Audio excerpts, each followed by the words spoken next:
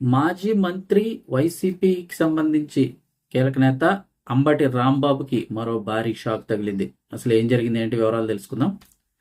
మాజీ మంత్రి YCP senior నేత అంబటి రాంబాబుకి అతనిపై వరుస కేసులు అయితే వెంటాడుతున్నాయి. ఇప్పటికే ఆంధ్రప్రదేశ్ ముఖ్యమంత్రి నారా చంద్రబాబు నాయుడుపై అనుచిత వ్యాఖ్యల కేసులో రిమాండ్లో ఉన్న అంబటి రాంబాబుకి మరో బిగ్ షాక్ తగిలింది. చలో మెడికల్ కాలేజీ ఆందోళన కేసులో మాజీ మంత్రి అంబటి రాంబాబుకి మరో 14 రోజులు ఇప్పుడైతే కనుక రిమాండ్ విధించింది కోర్టు. దీంతో ఆయన ఇప్పుడు గుంటూరు నుంచి రాజమహేంద్రవరం సెంట్రల్ జైలుకు పోలీసులు తరలిస్తున్నారు.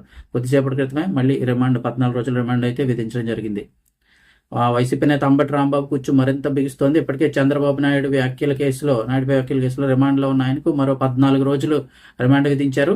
గత ఏడాది నవంబర్ 12న మెడికల్ కాలేజీల్లో పీపీపీ విధానాన్ని నిరసిస్తూ ఆయన ధర్నా చేశారు. ఆ సమయంలో బారికేడ్లను తోసుకుంటూ పోలీసులతో మాజీ మంత్రి అంబటి రాంబాబు దురుసుగా ప్రవర్తించారు. దీనికి సంబంధించి పట్టాభిపురం పోలీస్ స్టేషన్లో అంబటి రాంబాబుపై అప్పుడు కేసు నమోదైంది.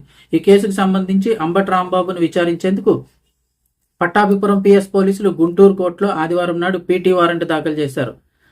ఈ పీటీ వారెంట్పై మాజీ మంత్రి అంబటి రాంబాబును రాజమహేంద్రవరం సెంట్రల్ జైలు నుంచి గుంటూరు కోర్టుకు పట్టాభిపురం పోలీసులు అయితే తరలించారు. కేసు విచారణలో భాగంగా హాజరుపరిచారు. ఇరు వాదనల అనంతరం గుంటూరు స్పెషల్ జ్యుడిషియల్ మెజిస్ట్రేట్ తీర్పు వెలువరించారు. మాజీ మంత్రి అంబటి రాంబాబుకు 14 రోజుల పాటు రిమాండ్ విధించారు.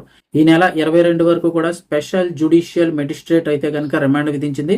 కోర్టు తీర్పు వెలువరించిన నేపథ్యంలో మాజీ మంత్రి అంబటి రాంబాబును రాజమహేంద్రవరం తరలించేందుకు ఏర్పాట్లు చేశారు. మరోవైపు చంద్రబాబు నాయుడుపై అనుచిత వ్యాఖ్యల కేసులో గుంటూరు కోర్టులో అంబటి రాంబాబు బెయిల్ పిటిషన్ దాఖలు చేశారు. ఈ బెయిల్ పిటిషన్ పై గుంటూరు మొబైల్ కోర్టులో విచారణ జరుగుతోంది. అలాగే అంబటి కస్టడీ పిటిషన్ పైన కూడా వాదనలు అయితే కొనసాగుతున్నాయి. రాజమండ్రి సెంట్రల్ జైల్లో అదనపు సౌకర్యాల కోసం మాజీ మంత్రి అంబటి రాంబాబు దాఖలు చేసిన పిటిషన్ల పైన కూడా విచారణ జరుగుతోంది.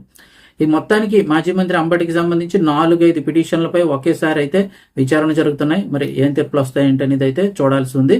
ఆల్రెడీ రిమాండ్లో ఉన్న ఆయనకైతే కనుక ఇప్పుడు గతంలో ఉన్న కేసుకు సంబంధించి మరోసారి ఇప్పుడు రిమాండ్ అయితే విధించారు.